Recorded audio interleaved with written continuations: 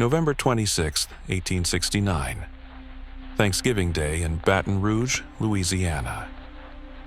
The sun hung low over the cypress trees like a dying ember, casting long shadows across the muddy roads that led to Magnolia Grove Plantation. Inside the grand manor house, crystal glasses clinked with imported wine. Silver cutlery gleamed under candlelight, and laughter echoed through rooms that had witnessed decades of unspeakable cruelty. Colonel Marcus Whitfield and his 3 sons prepared for their annual feast, unaware that in the kitchen below, something far different was being prepared for them. The woman stirring the massive cauldron of boiling lard wasn't just any cook. Her name was Esther Carter, and for 23 years she had served this family with silent hands and watchful eyes. But tonight, as the oil bubbled and hissed like something alive, Esther wasn't preparing to fry their turkey. She was preparing to serve justice, one boiling drop at a time. Before we dive deeper into this chilling tale, drop a comment letting us know where you're watching from and what time it is there. And don't forget to hit that subscribe button because stories like this don't make it into the history books, but they should. The kitchen at Magnolia Grove had always been Esther's domain, but it had never been her sanctuary. Steam rose from cast-iron pots like spirits escaping hell, and the air was thick with the scent of rendered fat, and something else, something that made the hair on your neck stand up if you knew how to listen. The massive brick hearth dominated one wall, its flames dancing with an intensity that seemed almost eager tonight. Above it hung the tools of her trade, ladles and skimmers, knives sharp enough to part bone from flesh, and hooks that had seen more blood than any battlefield. Esther moved through this space like a ghost who had finally found her voice. At 41 years old, her hands bore the scars of countless burns from splashing grease and scalding water. Her back ached from years of bending over heavy pots, and her eyes held the weight of memories that would have crushed a weaker soul. But tonight, those same eyes burned with purpose as she watched the lard reach the perfect temperature, that deadly point where it could strip flesh from bone in seconds. The Whitfield family had built their fortune on sugar and suffering. Colonel Marcus Whitfield, a man whose beard was as white as his conscience was black, had inherited the plantation from his father and expanded it into an empire of misery. His 3 sons had learned cruelty at his knee like other children learned their prayers. James, the eldest at 32, had a particular fondness for the whip and an even greater fondness for the young women who worked in the fields. Thomas, 29, managed the plantation's finances and had turned human trafficking into an art form, calculating the exact price of a soul down to the penny. And William, the youngest at 26, served as the family's enforcer, his fists and boots delivering punishment to anyone who dared step out of line. They called themselves gentlemen. They attended church every Sunday and spoke of honor and tradition. But Esther knew what they really were. She had seen James drag screaming girls into the darkness. She had watched Thomas sell children away from their mothers for the crime of growing too expensive to feed. She had felt William's boot in her ribs when she moved too slowly, when the pain in her joints made her stumble under the weight of their demands. But it was what happened to her daughter that finally broke something inside Esther Carter. Something that could never be repaired, only sharpened into a weapon. Her name had been Grace, and she had been the light of Esther's world.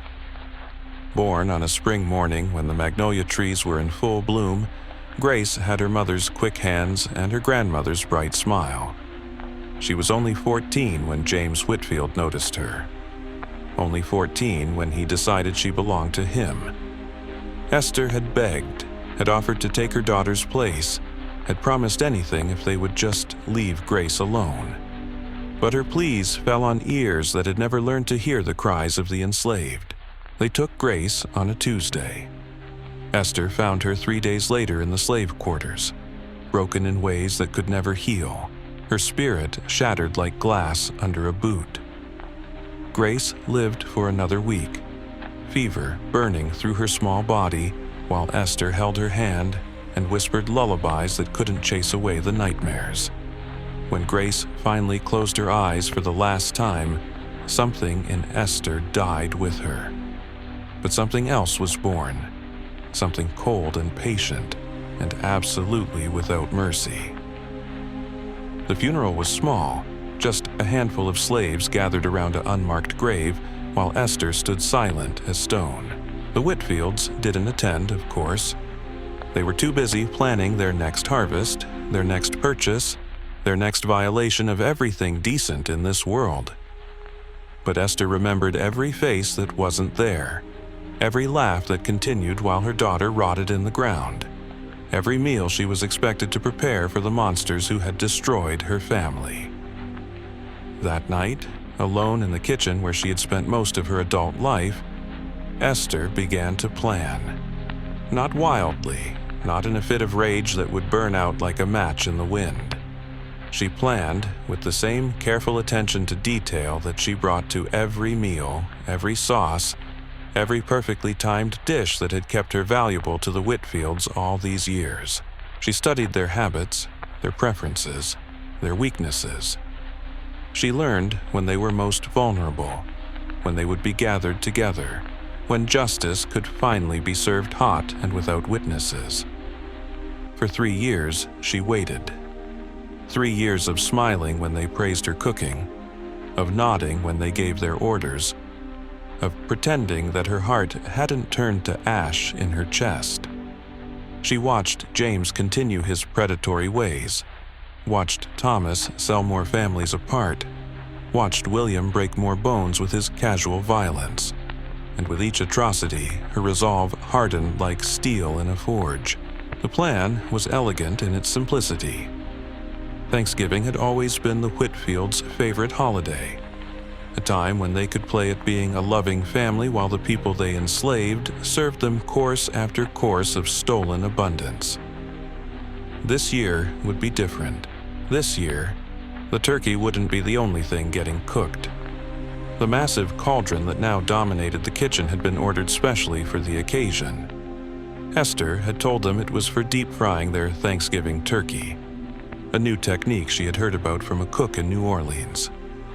The Whitfields, always eager to outdo their neighbors in displays of wealth and sophistication, had agreed immediately. They had no idea that Esther had been practicing with smaller pots, learning exactly how long it took for boiling oil to do its terrible work, how much lard was needed to ensure complete and agonizing coverage. As the afternoon sun began to sink toward the horizon, Esther made her final preparations. The dining room table was set with the family's finest china, crystal glasses that caught the light like tears, and silverware polished to a mirror shine. Everything had to be perfect. Everything had to look exactly as it always had, right up until the moment when everything changed forever. The sound of boots on the wooden floors above told her the men were gathering for their pre-dinner drinks, their ritual of toasts and boasts about their success in subjugating human beings. Soon they would call for her, expecting her to appear with a smile and a curtsy, ready to serve them their feast. And she would serve them, just not in the way they expected. Esther tested the temperature of the oil one final time, watching it roll and bubble like liquid fire. Perfect. Everything was perfect. In her apron pocket, she carried a small locket that had belonged to Grace, the only thing of her daughter's that the Whitfields hadn't destroyed or sold. She pressed it against her chest and whispered a prayer, not for forgiveness, but for strength. The kitchen door creaked open behind her. The first voice that cut through the kitchen's humid air belonged to William, the youngest son, his words slurred with whiskey and arrogance. "Esther, what's taking so damn long? Father's getting impatient, and you know how he gets when his stomach's empty." She didn't turn around. Not yet. Her hands remained steady on the long wooden paddle she used to test the oil's readiness, her voice calm as morning mist. "Almost ready, Master William. Just making sure everything's perfect for your family's special day.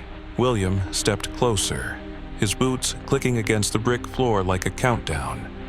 Behind him came Thomas, ledger book tucked under his arm even on Thanksgiving, always calculating, always counting the cost of human suffering. "That oil smells different," Thomas observed, his merchant's nose picking up something he couldn't quite identify. "What exactly are you preparing?" Esther finally turned, her face a mask of servile obedience that she had perfected over decades of survival. "A surprise, Master Thomas. Something your daddy's been wanting to try for years. Deep-fried turkey, crispy on the outside, tender on the inside. Heard it's all the rage in New Orleans." James appeared in the doorway, straightening his vest and running fingers through his oiled hair. At 32, he carried himself with the casual confidence of a man who had never faced consequences for his actions, never been told no, never been made to answer for the lives he had destroyed. "Well, well, our little kitchen queen has been keeping secrets. I do hope the surprise of yours is worth the wait, Esther. You know how much we appreciate your dedication." The way he said that last word made her skin crawl, but she kept her expression neutral. She had learned long ago that showing fear or disgust only encouraged them. "Oh, it'll be worth it, Master James. I guarantee you'll never forget this meal." Something flickered behind James's eyes, a momentary confusion at her tone, but it passed quickly. Men like him weren't accustomed to looking too deeply into the minds of their property. They preferred their slaves simple, predictable, grateful for whatever scraps of humanity they were allowed to keep. "Where's father?" William asked, swaying slightly on his feet. The whiskey had hit him harder than usual, which was perfect for Esther's purposes. Drunk men moved slowly, reacted poorly, made mistakes. "Right here, boys." Colonel Whitfield's voice boomed from the hallway before his massive frame filled the doorway. At 61, he was still an imposing figure, his white beard perfectly groomed, his uniform pressed and decorated with medals from wars that had made him rich while making others dead. I could smell that oil from the parlor. "Esther, I trust you haven't been experimenting with our Thanksgiving dinner?" "No, sir, Colonel. Just using an old family recipe. My grandmother used to make something similar back in..."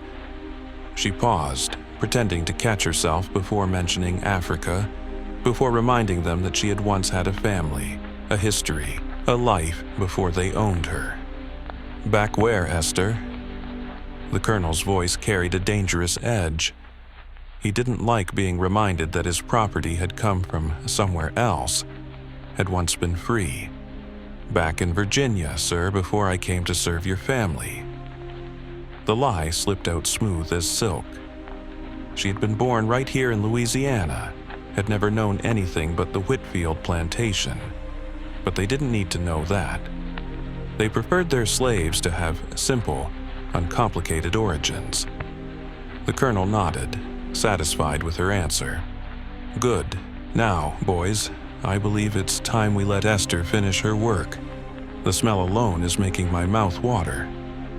But instead of leaving, the four men arranged themselves around the kitchen like vultures circling carrion. James leaned against the wooden preparation table where Esther had carved countless birds, countless pieces of flesh that had once been alive and free. Thomas positioned himself near the pantry door, blocking one of the few exits.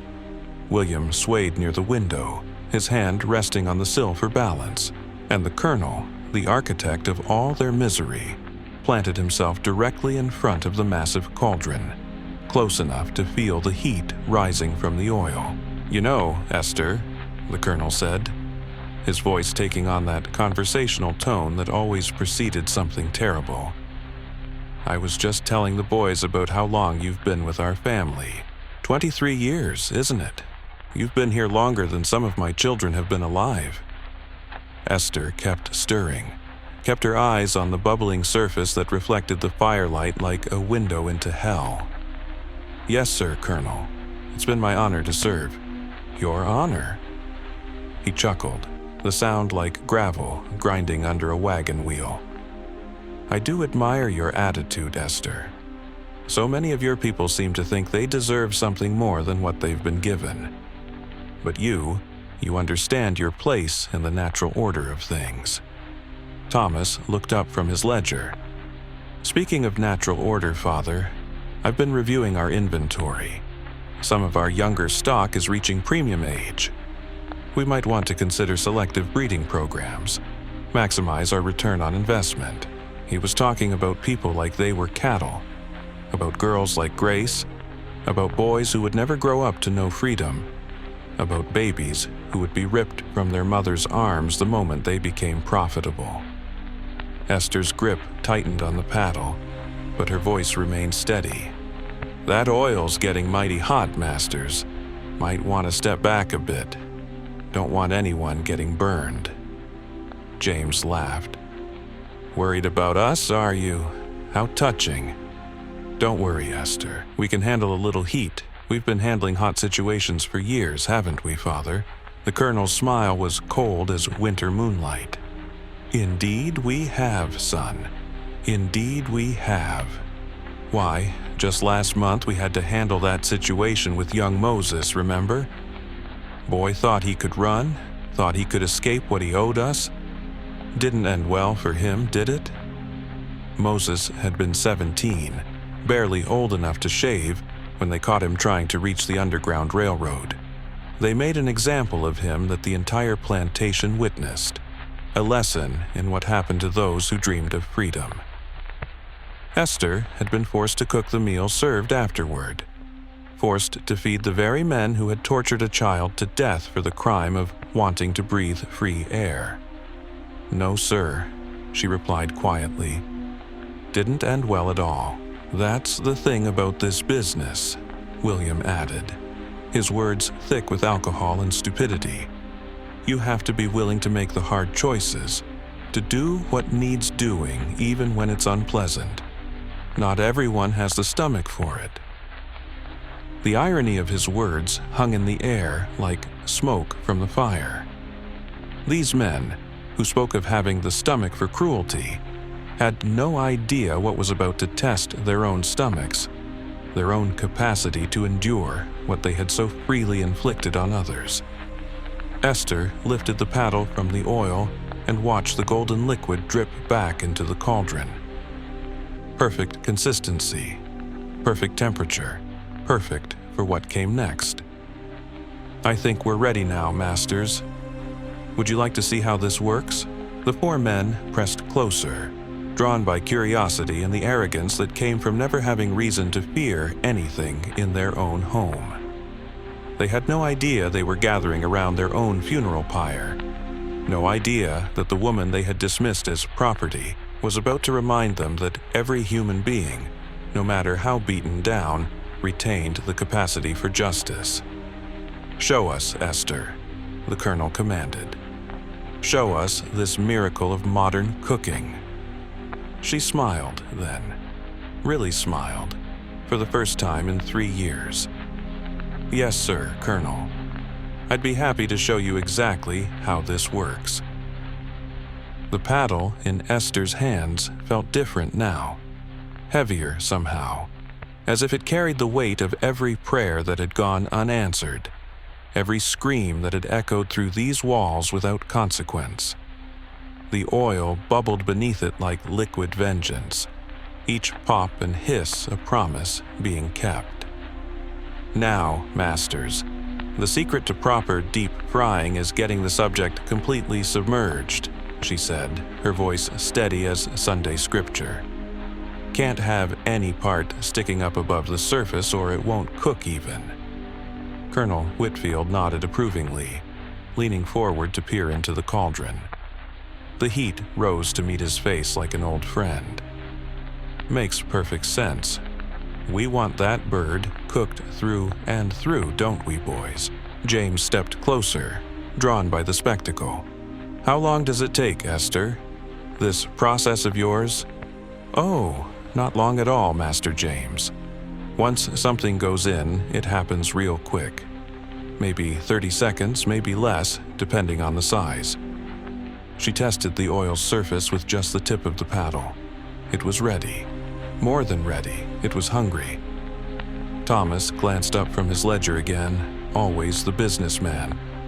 And you're certain this won't ruin the meat? We're expecting guests from New Orleans next week, and I'd hate to serve them something that tastes like burnt grease. Trust me, Master Thomas. After tonight, nobody's gonna forget the taste. Esther's smile widened just a fraction. Now, if y'all would just help me with the turkey. It's mighty heavy, and I need to get it positioned just right over the oil. William pushed himself off the windowsill, swaying but eager to help. The whiskey had made him more cooperative than usual, more willing to follow suggestions. Where is this bird of yours, Esther? Don't see it anywhere. Right behind you, Master William. On the preparation table. He turned, stumbling slightly, and Esther moved. Not wild, not desperate, but with the precision of a woman who had spent 3 years planning this exact moment. The paddle swung through the air with all the force her work-hardened arms could muster, connecting with the back of William's skull with a sound like an axe biting into wet wood. He dropped without a word, without even a gasp, his body crumpling to the brick floor like a sack of grain. The other 3 men froze for a heartbeat, their minds struggling to process what they had just witnessed. In that moment of shock, of disbelief, Esther struck again. Thomas was closest, his mouth still hanging open in surprise. The paddle caught him across the temple, spinning him around before he collapsed beside his brother. His precious calculations of human ledger scattered its pages across the floor, the careful misery mixing with blood and dirt. James finally found his voice. You crazy bitch! What the hell do you think you're... The words died in his throat as Esther's eyes met his. There was no madness there, no wild fury of a mind snapped under pressure. There was only cold, calculating purpose, the look of a woman who had counted the cost and found it acceptable. I think I'm serving dinner, Master James. She lunged forward, but James was younger, faster, less drunk than his brothers. He dodged the paddle and grabbed her wrist, his fingers closing around it like a vice. For a moment, they struggled, locked together in a dance as old as oppression itself, predator and prey finally meeting on equal terms. Help me, James shouted to his father. Help me with this insane. Colonel Whitfield was already moving, his hand reaching for the pistol he always carried, the one he had used to put down more than one rebellious slave over the years. But his fingers never found the grip. Esther twisted in James's grasp and drove her knee upward with all the strength built from decades of lifting heavy pots and hauling water. James doubled over, gasping, his grip loosening just enough. The paddle came down again, this time across his back, driving him to his knees. Then again across his shoulders, and again until he joined his brothers on the floor, twitching and moaning, but very much alive. Esther wanted them alive for what came next. Colonel Whitfield had his pistol out now, his hands shaking with age and shock. Stay back, you demon. Stay back or I'll put a bullet through your black heart. Esther straightened slowly, the paddle still in her hands, blood spattering her apron like some unholy blessing. Go ahead, Colonel. Pull that trigger. But ask yourself this. Who's gonna hear the shot? Who's gonna come running? All your overseers are home with their own families tonight, celebrating their own Thanksgiving. Your house slaves are locked in the quarters, and your field hands know better than to come near the big house after dark. The pistol wavered in his grip. She was right, and he knew it. He had isolated himself so thoroughly, had built such walls of fear around his property, that now those same walls trapped him with the instrument of his judgment. What do you want? He whispered. Money? I can give you money, freedom papers. I can write them tonight, anything. Just what I want, Colonel, is for you to understand something." Esther took a step forward, then another. The gun remained pointed at her chest, but she could see the terror growing in his eyes, the dawning realization that all his power, all his authority, all his carefully constructed superiority was nothing but smoke in the wind. "I want you to know what it feels like to be helpless, to be at the mercy of someone who sees you as less than human." She was close enough now to touch the barrel of the pistol, close enough to see the sweat beading on his forehead despite the cool November air. "I want you to know what my Grace felt when your son decided she belonged to him. I want you to feel what every mother on this plantation has felt when you sold her children. I want you to understand what powerlessness tastes like." The Colonel's finger tightened on the trigger, but nothing happened. In his panic, he had forgotten to cock the hammer. The mistake cost him everything. Esther's hand shot forward, knocking the weapon from his grasp and sending it skittering across the floor. Before he could react, she had the paddle pressed against his throat, forcing him backward toward the cauldron. 23 years, she hissed, her face inches from his. 23 years of yes, sir, and no, sir, and right away, master. 23 years of watching you destroy everything decent in this world. But tonight, Colonel, tonight you're going to learn what heat feels like. Behind them, William was starting to come around, groaning and trying to push himself up on his elbows. Thomas remained unconscious, blood pooling beneath his head. James writhed on the floor, his breathing shallow and labored. All alive, all aware enough to witness what was about to happen to their father. Esther pressed harder against the Colonel's throat, forcing him back another step. The heat from the cauldron was intense now, waves of it washing over them both like the breath of some ancient furnace. The old man's eyes were wide with terror, the same terror she had seen in Grace's eyes, in the eyes of every person he had ever owned. "Please," he gasped, "please, I have grandchildren, You have nothing," Esther cut him off. "Nothing but the debts you owe, nothing but the bills that have finally come due, and tonight, Colonel, tonight you're going to pay every penny." The edge of the cauldron was against his back now. The metal was hot enough to burn through his fine coat, hot enough to brand his flesh with the memory of what was coming. He could feel the oil bubbling just inches away, could smell the rendered fat that would soon claim him. "Any last words, Colonel?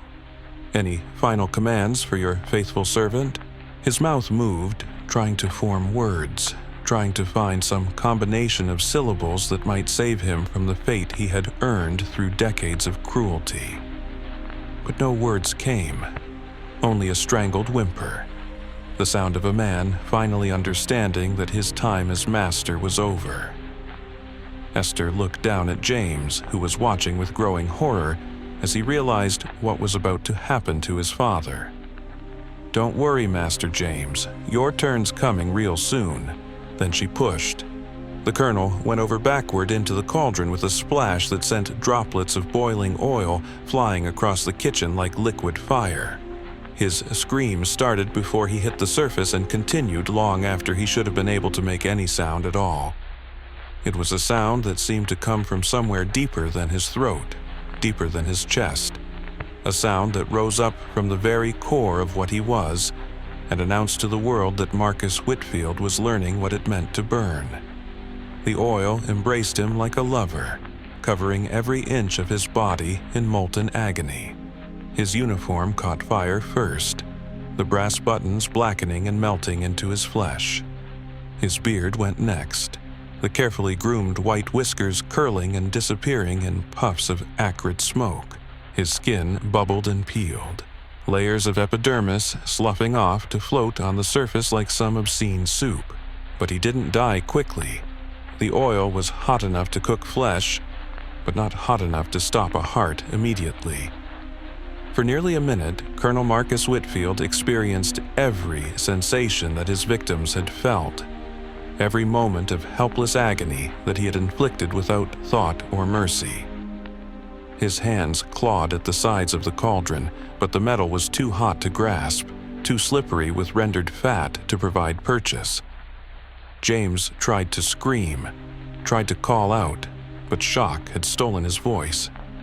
He could only watch as his father dissolved into the very substance that was meant to cook their Thanksgiving turkey. Could only witness the man who had seemed invincible reduced to meat and screaming, and the terrible smell of burning flesh. When the colonel finally stopped moving, when his struggles finally ceased and his body sank deeper into the oil, Esther turned her attention to the three brothers. They were all conscious now, all watching her with the wide eyes of men who had suddenly discovered that the natural order they believed in was nothing but a lie they told themselves. "Now then," she said, wiping blood from the paddle with her apron, "who wants to go next?" The silence that followed was broken only by the bubbling of oil and the soft whimpering of three grown men who had never known fear like this. William pressed his hand to his bleeding scalp, trying to stop the world from spinning. Thomas blinked repeatedly, blood trickling from his temple onto his precious ledger pages. And James, the eldest, the one who had taken Grace from her mother, stared at the cauldron where their father's body had disappeared beneath the golden surface like a stone thrown into hell. Esther walked slowly between them, the paddle in her hands, no longer a kitchen tool but an instrument of judgment. Her shadow fell across each man in turn, and they flinched as if her very presence could burn them. She had waited so long for this moment, had dreamed of it through countless sleepless nights, had tasted it in her mouth like copper pennies every time she served them their meals. "You know what the funny thing is," she said, her voice conversational, almost friendly. "Y'all always said we couldn't think for ourselves, said we were too simple, too stupid to understand anything more complicated than following orders. But here I am, and there's your daddy, and I'd say I understood the situation just fine." James found his voice first, though it came out as barely more than a whisper. "Esther, please, whatever Father did to you, whatever any of us did, we can make it right. We can." The paddle cracked against the brick floor inches from his face, sending chips of mortar flying. "Make it right? You gonna bring back my Grace? You gonna undo what you did to her in that cabin while I was forced to cook your supper? You gonna resurrect all the people your family has murdered over the years?" She knelt down beside him, close enough that he could smell the smoke in her hair, could see the flecks of his father's blood on her apron. "Tell me, Master James, how do you make right the rape of a 14-year-old girl? How do you make right watching her die of fever while her mama holds her hand? I'm curious to know your thoughts on the matter." James's mouth opened and closed like a fish drowning in air. There were no words, no clever arguments, no legal justifications that could touch what he had done. For the first time in his life, he was facing consequences, and the weight of them crushed his voice flat. "That's what I thought." Esther stood and turned to Thomas, who was trying to crawl toward the door despite the blood loss and confusion. "Where you going, Master Thomas? Got some urgent calculations to attend to. Some human property to appraise." They found the bodies 3 days later, when the smell finally reached the neighboring plantation. 4 men who had once ruled with iron fists reduced to nothing but bones and grease floating in a kitchen cauldron. Esther Carter was never seen again, but her story spread through whispered conversations and coded songs, carried on the wind from Louisiana to Georgia and beyond. Some say she escaped north on the Underground Railroad. Others claim she vanished into the bayous where only the spirits of the wronged could find her.